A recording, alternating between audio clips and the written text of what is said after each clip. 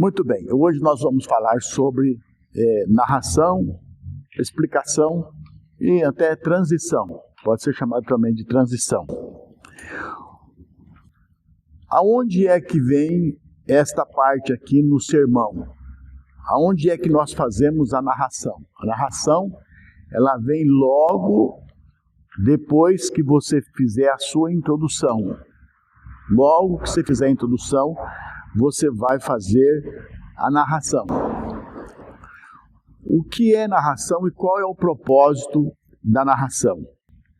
A narração, ela tem como propósito de esclarecer o texto bíblico.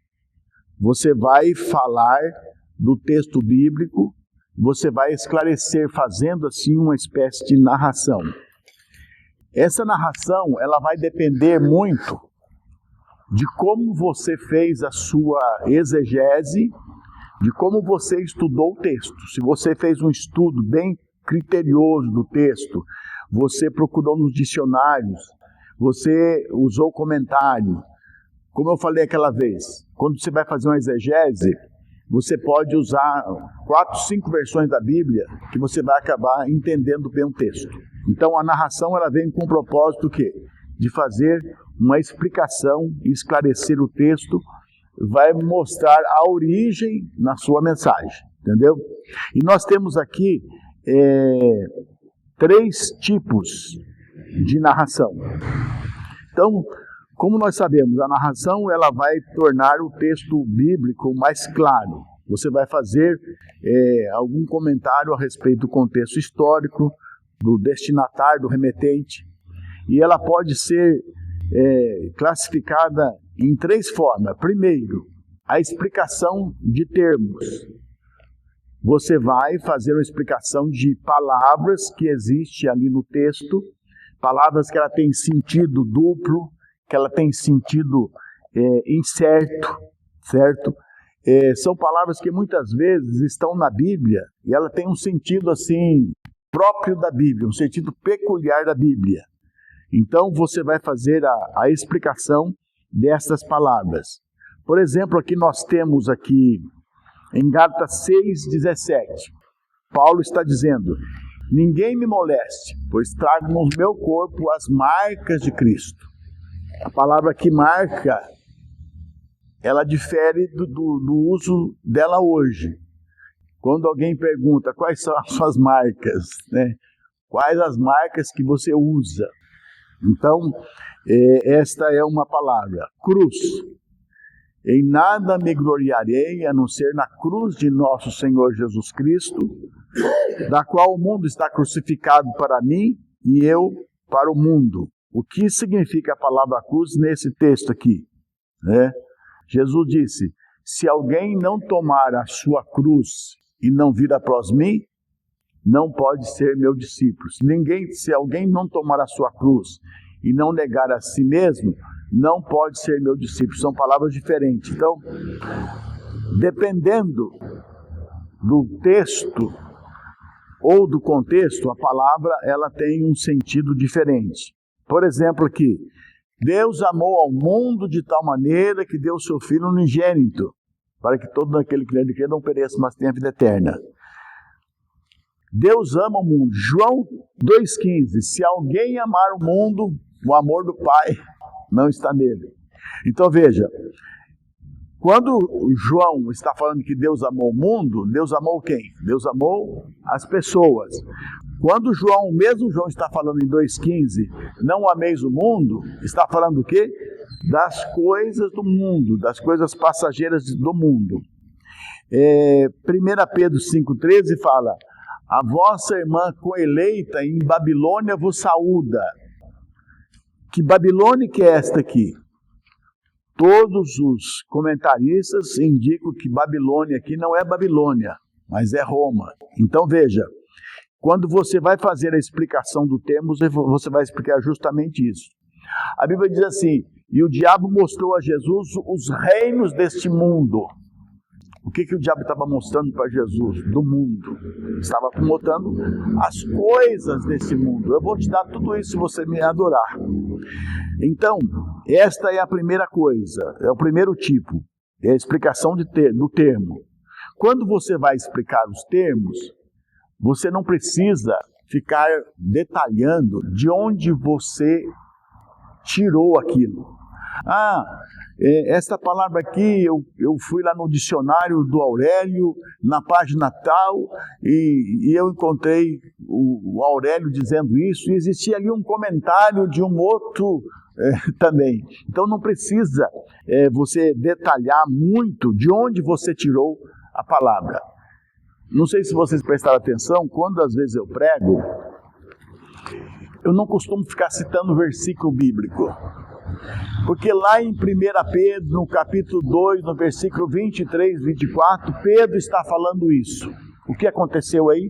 Você tirou a atenção da pessoa daquilo que você está falando e ficou uma coisa assim, meia dispersa. Então, o importante é você ser objetivo. Fala aquilo que é preciso, não precisa ficar citando a fonte. Como o escritor diz aqui, né? Nós apresentamos a mesa posta, não as panelas que foram feitas a comida, né? Muito bem. Aí nós vemos aqui na parte B, na narração você vai fazer o quê? Você vai fazer a exposição do contexto histórico. O que é a exposição do contexto histórico? Você vai falar o que aconteceu, quais foram as circunstâncias, quais foram a ocasião em que aquele texto que você leu foi escrito, para quem aquela mensagem foi destinada, qual a relação da pessoa que escreveu com o seu destinatário. Você vai fazer isso daí.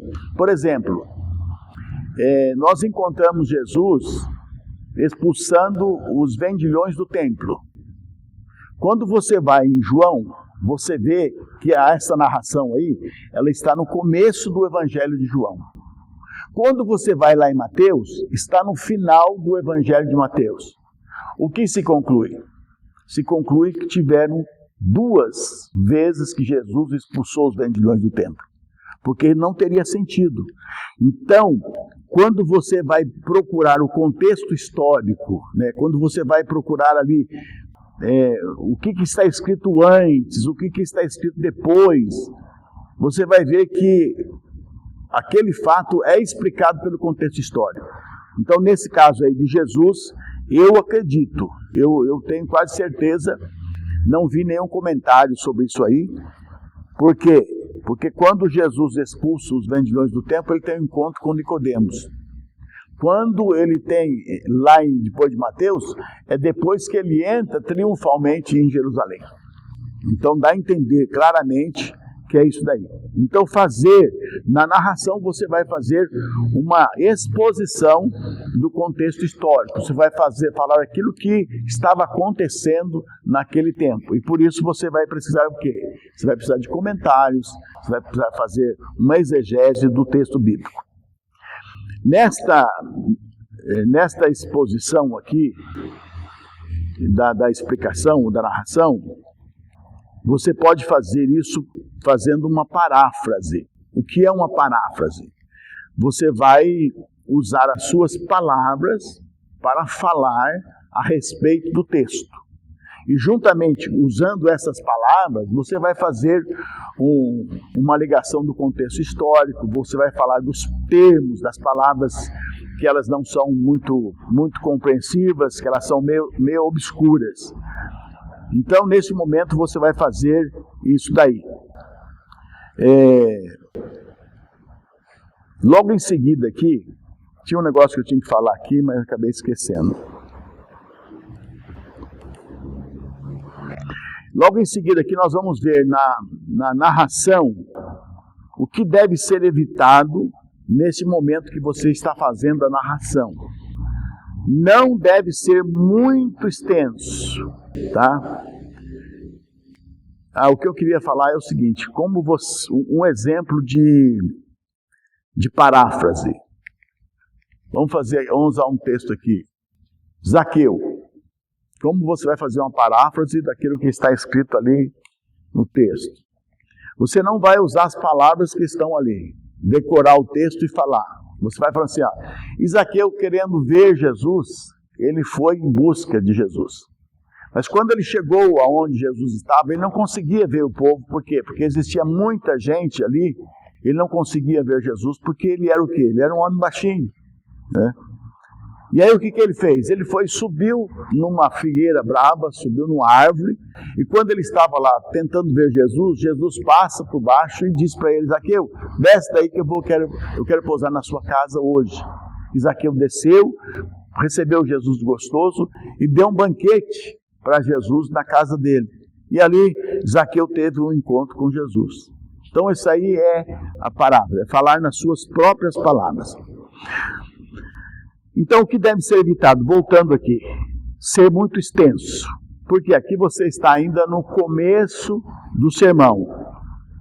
Se você for muito extenso, se for muito demorado nesse momento que você vai narrar esse fato bíblico, quando chegar na hora de ouvir a palavra mesmo em si, o povo já está cansado. Eu me lembro que uma vez o pastor presidente Givanir, ele veio pregar na Central, e me parece que ele pregou sobre Elias. Ele estava pregando, eu vi que ele fez a introdução, pregando, e já fazia uns 20 minutos que ele estava pregando. Eu falei, esse pregador aí é pregador que vai falando assim as coisas, né? Vai falando, e de vez em quando ele fazia até uma aplicação, e quando de repente ele fala: irmãos, baseado nesse tema eu quero pregar sobre, baseado nesse texto eu quero pregar sobre esse tema. Aí que ele anunciou sobre o que ele ia pregar, e já fazia uns 20 minutos que ele estava falando. Então o que ele fez? Ele fez uma narração do texto muito longa, que parecia que ele já estava pregando. Então quando ele começou a pregar, o povo já estava querendo ir embora. Então uma outra coisa que deve ser evitado também é ser muito detalhada. É você achar o que é principal, o que é importante para a explicação do texto. É você achar aquilo que é relevante, certo? Por quê? Porque sempre a narração ela vai estar subordinada ao objetivo do sermão. Qual é o objetivo do sermão? É o seu tema, é aquilo que você vai falar.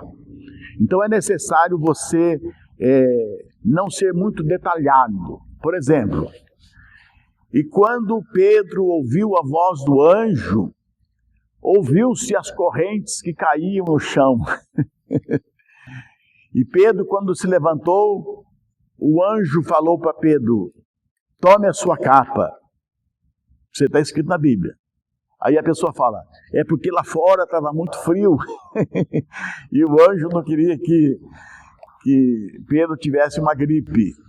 E quando Pedro estava passando pela porta, quando a porta se abriu, ouviu-se o rangido da porta, a porta se abriu. Então, é nesse momento assim que a pessoa tem que tomar muito cuidado, porque é muito, muito detalhe. E outra coisa, quando você está preparando a sua narração, você está estudando ela, você está indo consultar dicionário, você está fazendo a exegese, você vai descobrir muita coisa, né? É muito assunto para você falar. E aí se você pegar e o pregador, ou você pegar tudo aquilo que você pesquisou, tudo aquilo que você achou, e você falar nesse primeiro sermão, nessa primeira pregação que você está fazendo, se por um acaso você for falar uma outra vez, fazer uma outra pregação no mesmo texto, você vai ter que repetir tudo de novo. Tá certo que não tem importância você repetir novamente tudo, não tem problema, porque às vezes é até bom, né? Que o povo esquece fácil, mas você vai ter que contar tudo novamente. Por exemplo, o pastor Hernandes Dias Lopes, e de vez em quando eu ouço ele é muito bom pregador, explica bem a Bíblia, mas de vez em quando ele fala, na pregação ele está pregando, de repente ele fala: irmãos, agora uma nota de rodapé, vocês já viram isso? Uma nota de rodapé, porque pregação também é cultura, distrai, dispersa, então isso aí não é bom. Eu acho que ele pode falar isso aí sem entrar nesses detalhes, nota de rodapé, para que falar isso aí? Então é interessante que a pessoa não desça a muitos detalhes, usa para fazer a narração aquilo que é importante no texto. Se não for importante, para a mensagem, se não fizer parte do seu tema, não coloque. Por quê? Porque vai encher linguiça, que nem eu falei uma vez aqui, vai encher linguiça. Então, não ser muito detalhado, deve-se evitar os detalhes. E por último aqui, que é a última parte dessa nossa narração, que é a narração, e o que deve ser evitado, é não ser muito enfático. Por quê? Porque nesse momento da narração, você ainda não está defendendo o seu tema, que é a sua tese. Você está contando um fato, certo? E falando sobre o significado daquele fato ali. Então, uma ênfase excessiva, uma veemência nesse momento, dá essa impressão assim que, nossa, quando ele chegar na peroração, ele está gritando, né? Então não é necessário ser muito enfático, por quê? Porque você ainda está na introdução do sermão. Eu acho que o gasto assim, de energia, dar muita ênfase nesse momento da narração, pode ter um desgaste desnecessário de energias, que aí no final você pode estar... E outra coisa, se você começa o sermão com muita ênfase, muito empolgado, né, e depois você vai decaindo, parece que murchou.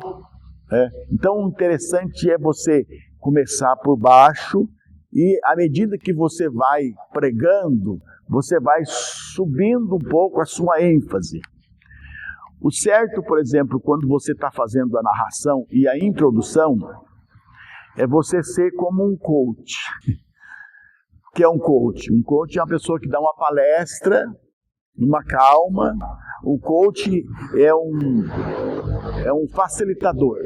Ele começa a falar e ele nunca coloca muito ênfase naquilo que ele está falando. Ele vai do começo até o final, naquela tonalidade, sem muita veemência, ser muito enfático, entendeu?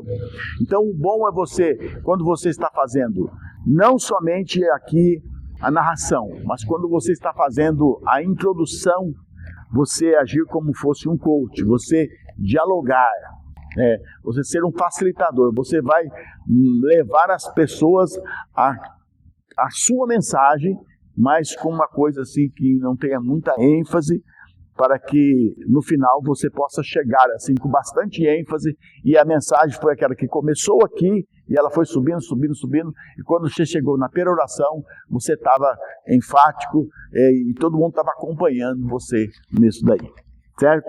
Então, esta é a nossa lição de hoje, foi bem rápida, né? Sobre a narração e a explicação, que é também a introdução.